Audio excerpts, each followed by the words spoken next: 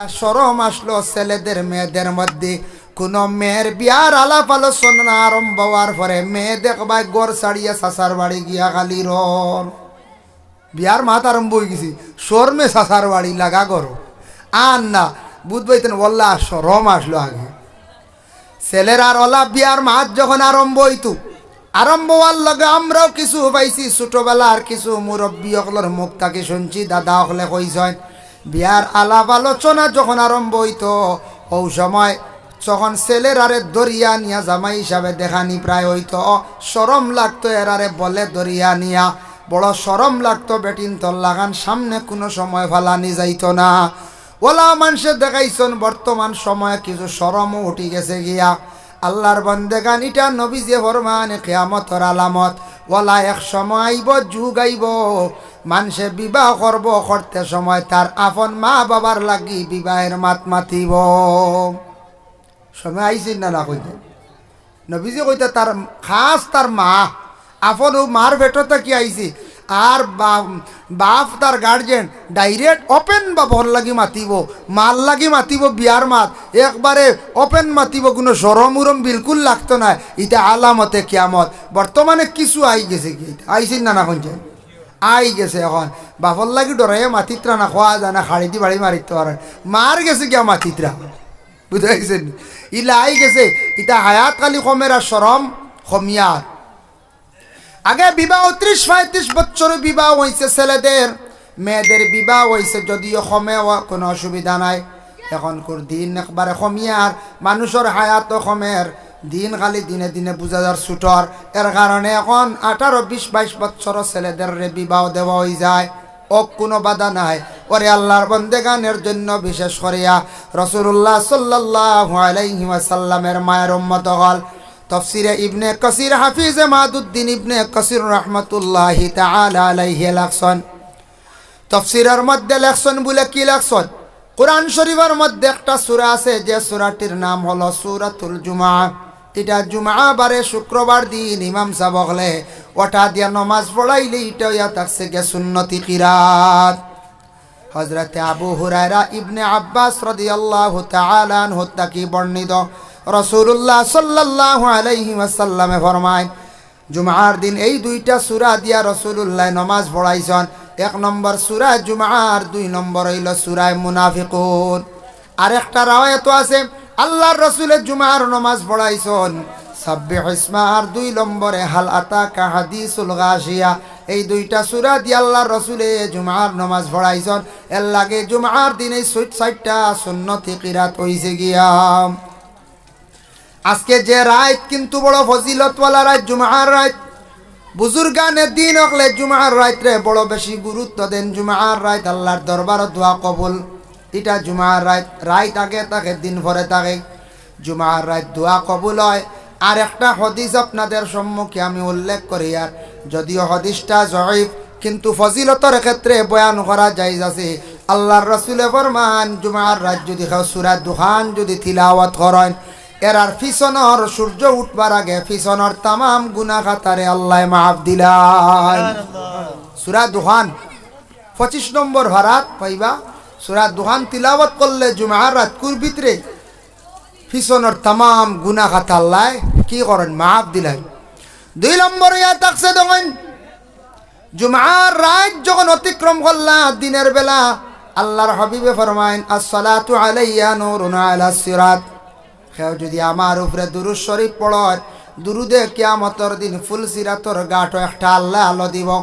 ফুলসিরাতর গাঁট কতটুক লম্বা হইব ওটা ফারইয়া গেলে জান্নাত আর না ফারইলে তলে জাহান্নাম সেই ফুলসিরাতর গাঁট কত বছরের রাস্তা আল্লাহর রাসূলে মেরাজের রাত্রির মধ্যে বড় চিন্তা করছেন জিব্রাইলকে জানাইলা ও জিব্রাইল ৩০,০০০ বছরের রাস্তা ৩০,০০০ উঠতে সময় লগে ১০,০০০ মাঝখান হইল গে ১০,০০০ নামতে হইল গে ১০,০০০ ৩ × ৩০ বলে আমার উম্মত হল ৩০,০০০ বছরের রাস্তা কঠিন ঘাট এত লম্বা কঠিন ঘাটটা আমার উম্মত হল কিলা ভাড়ি দিবা আল্লাহ জিব্রাইলকে জানাইলা জিব্রাইল আমার নবীরে জানাইয়া দাও আমি আল্লাহর যাতে আপনার উম্মত হলরে ওলা ফার কর্ম সেই কঠিন ঘাট যে উম্মতে দিন মানবো, আমি আল্লাহরে মানবো, আমি আল্লাহর যাতে 30,000 বৎসরের রাস্তা, 3000 বৎসরের রাস্তা আল্লাহর বন্দেগার আমি আল্লাহ পাক রব্বুল আলামিনে চকুর ফলকর লগে আমি আল্লাহ পার করাইমো। সুবহানাল্লাহ। এর লাগিয়া মাহতারাম হাজিরিনে কেরাম, রসুল্লাহ সাল্লাল্লাহু আলাইহি ওয়াসাল্লামে খুব চিন্তা করছেন ফুল সিরাতর গাঁটর লাগি।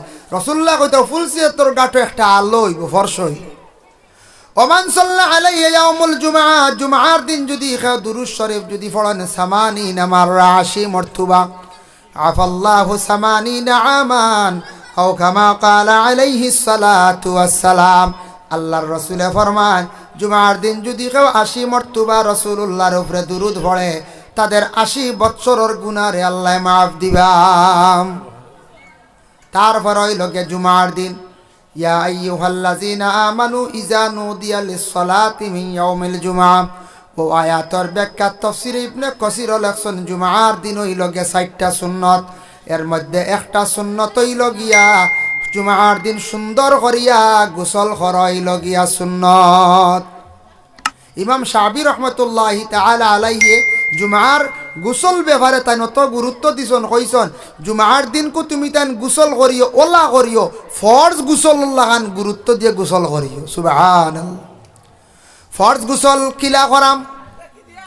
ফরজ গোসল সূর্য উঠার আগ পর্যন্ত হইজিত। আল্লাহ কোরআন কইছন, ওয়া ইন কুনতুম জুনুবান ফাত্তাহারু। বন্দারে তোমার উপরে যখন জুনাবত হয়ে যাব, তুমি জুনাবতওয়ালা হয়ে যাবা, গোসলটা তুমি তান করিলাও, মানে পাক হয়ে যাও। আল্লাহ কইছেন ফাত্তাহারু, জলদি জলদি তুমি তাই পাক হয়ে যাও। পাক হইতে গিয়া পানি লাগে মানে গোসল, এর লাগি গোসল যদি খেও যদি করয় তুলিয়া যদি গোসল করন, ওলা কর্তা শরীরের কোনো অঙ্গ কোনো অংশ বাকি থাকতো না। যার জন্য দেখো কাম গোসল করতে সময় আমাদের দেশের মধ্যে কোনো মানুষ এখন উলঙ্গ অবস্থায় গোসল করা যায় যাচ্ছেনি। সূরা ইনফিতার এই সূরার একটি আয়াতর মধ্যে লেখছেন কিরামান কাতিবিন, আয়াতর ব্যাখ্যাত লেখছেন আল্লাহর রাসূল একদিন কোন সাহাবা কেরাম অকলরে কইলা, ও সাহাবী হল পর্দা করো, পর্দা করো। ইয়া রাসূলুল্লাহ, আমরা তো পর্দা করি। আর বলে সত্রে আওরতরে ঢাকা রাখা ফরজ, সত্রে আওরতরে তুমি দেন দুই হালত ব্যতীত কেউ খুলিও না, যদি খোলা রাখো তাহলে তুমি তেন গুনাহগার হইবাই। ইয়া রাসূলুল্লাহ, দুই হালত কি কি? এক নম্বরে আল্লাহ রাসূলের ফরমান, প্রস্রাব পায়খানার যখন যাইবা সত্রে আওরত খোলা লাগবে। এই সময় আপনার জরুরত, আপনি পরিষ্কার হইতে গিয়ে আপনি জরুরত ছাড়তে লাগবো। যার জন্য আল্লাহর বান্দেগান 2 নম্বরে রাসূলুল্লাহ ফরমান, স্বামী স্ত্রী তাদের মুজামিয়াতের সময়, এই সময় যদি শরীরের অঙ্গ বিশেষ করিয়া সত্রে আওরত খোলা হয়, এই হালত তাদের কোনো গুনাহ হইতো না। আর এই 2 হালত ব্যতীত প্রত্যেকে পর্দা করতা, সত্রে আওরতরে কি করতা ডাকিয়া রাখতাম। যার জন্য ফরজ গোসল করতে গিয়াম দেখো 3 বার গরগরার সাথে 3 বার কুল্লি করতাম। এগু শর্ত, গরগর হইতো 3 বার গরগরার সাথে কুল্লি করতাম। 3 বার নাকর মধ্যে পানি দিতা আর দোয়া পড়িতা, নওয়াইতুয়ান গুসলা লি রফিল জানাবাত। আল্লাহর বান্দা গোসল করতে সময় দোয়াটা করত, আর এমন সুন্দর করিয়া গোসল করত শরীরের কোনো অঙ্গ বাকি থাকতো না। যার জন্য গরগরা কি 3 বার কুল্লি করা লাগবো, আর নাগর মধ্যে 3 বার পানি দেওয়া লাগবো। পানি গিয়া নাগর ও হাড্ডি পর্যন্ত গিয়া হৌসিত। দেখো রমজান মাস অজু করতে সময় কেউ গরগরা করবা না মানা, রমজান মাসর লাগে গরগরা করবা আখতা যাইব কি পানি, বুঝাইছেন না? কেউ যদি রোজা মাস কন বলে গলা শুকাই গেছে, কত সময় কুল্লি উল্লি করি বৃত্তর খান বিজিব, ই নিয়তে কেউ গলা বিজানিত যাইও না, পানি দিয়ে আপনার রোজা টুটি যাইব। আপনার মুখর ভিতরে থাকি সেফ আপনি খাইতে পারেন, কোনো অসুবিধা নাই। লব কিতাব লেখছেন, লব সেফ বালা এমনি মাটিতে একটা কম বেশ সেফ মানুষের মুখ থাকে, টুকটাক এটা ভিতরে যার কোনো বাধা নাই। বেশি সেফ যদি বাহির হয় তাহলে ফালাইলাম, নতুবা সেফ গেলে কোনো অসুবিধা নাই। এখন যদি কোন বলে সেফ পালাই দেই তা খাইলে রোজা যাইব গিয়া, সারাদিন খালি সেফ পালানিত রইবার ভিতর শুকাই লাইবার, রোজা রাখা রইতো নাই। বুঝাইছেন নিবার এর লাগি রমজান মাস গড়গড়া সেও খরাত যাইবা না রমজান মাসের মধ্যে গড়গড়াটা না করা বেহতর দিনের বেলা অজু করতে সময় গড়গড়া করবান সেও যদি ও নিয়তা নয় রোজা মাসের মধ্যে আমি গোসল করিলা এই শরীরটা ঠান্ডা হইব শরীরের তৃষ্ণা মিটি যাইব বলে জিনা আল্লাহ রাসূলে ফরমান রোজা মাস বেশিরভাগ গোসল করতায় না মানে পানিত বেশ সময় থাকতা না শরীরে পানি টানি লাইব রোজা মাস বেশিরভাগ আপনি কি করতা না পানি ছাত্রিতা না বেশিরভাগ শরীরও তেল মালিশ করতায় না বেশ তেল মালিশ করলে আদে আরাম হয়ে যাব রোজা মাস প্রয়োজনীয় ইনজেকশন স্যালাইন দেওয়া জায়েজ আছে প্রয়োজনীয় কোনো বেদনার কোনো রোগের ইনজেকশন স্যালাইন দিতে পারবা কিন্তু আল্লাহর কোনো বান্দা বান্দি হলে যদি কোন বলে স্যালাইন দেওয়া জায়েজ আছে তাহলে আপনার যেগুলা পেটর কুদা নিবারণ হইদা কিছু স্যালাইন আছে ইটা মানুষে বাদে লাগাইয়া মানে থাকবা এর লাগি এই ধরনের স্যালাইন ব্যবহার করতে না ভিটামিন জাতীয় স্যালাইন এবং ভিটামিন জাতীয় ইনজেকশন ব্যবহার করতে না পেটর কুদা নিবারণ হয়ে যাব গিয়ে যার কারণে বিশেষ করি আল্লাহকেও আসতে আমরা দয়া করিয়া রমজান মাস প্রয়োজনীয় ইনজেকশন স্যালাইন পারবা কিন্তু ভিটামিন না বুঝাইছেন আর রোজা মাস একটু কন্ট্রোলে থাকবা কিছু গুছা করা আরাম গুছা উঠে সারার উঠে আমরার উঠে আপনার উঠে সারা উঠে তবে একটা লাইনে কন্ট্রোলে থাকতা রোজা মাস কোনো বাড়িন তো শোনা যায় দরবার দিয়া নয় ইটা আমরার বড় সরম হয় রোজা মাস আর লাগাবাড়ি একটা কইবা যারতে পারেন এতে খাই লাইন না ওটা হই না হ্যাঁ বাজারও লাগি যায় কোনো সময় দরবার মানুষে কবা হই দেখো খাবাই দেও তার দড়ি লইছে খাবাই দেও বাইরা অন্য জাতির মানুষে দেখিয়া কয় বলে রমজান মাস আইছে ওই দেখো খালি মায়ের কড্ডা উফাস হইয়া এর লাগে সরম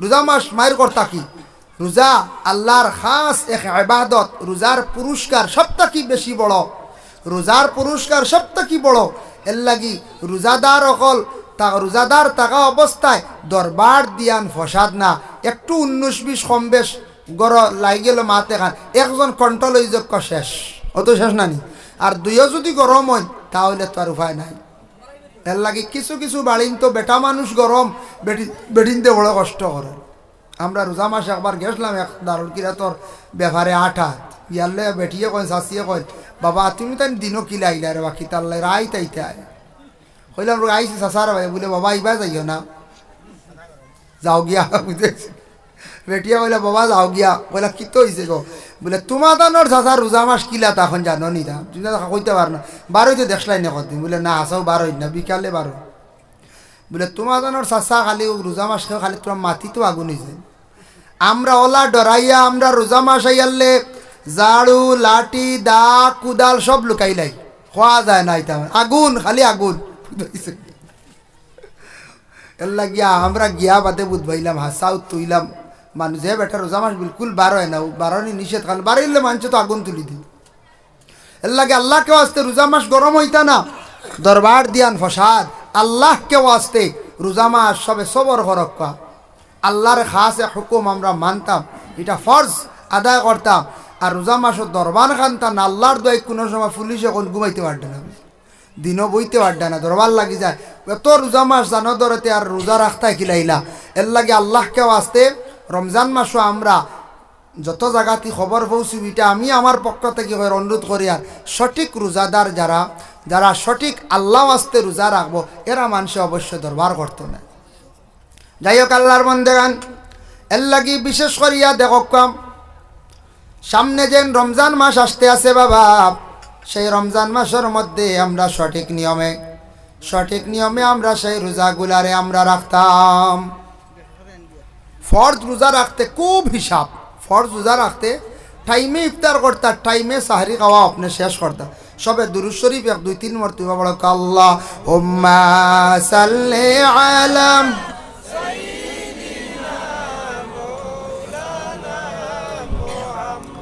ওয়া আলা আলি সাইয়্যিদিনা Allahumma salli ala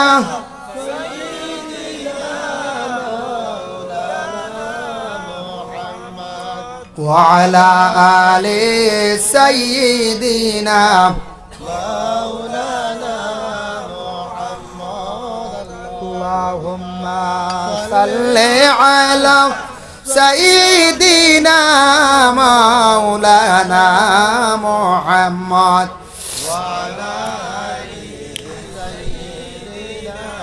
মাওলানা মুহাম্মদ। ফাইলা এক গোসল।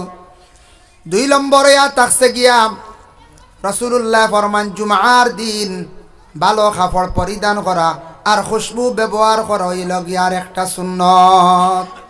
খুশবু লক্ষ্য সবে দাম মাত্র 50 টাকা 100 টাকা মিলে আতর লইয়া সবর গড় রাখক।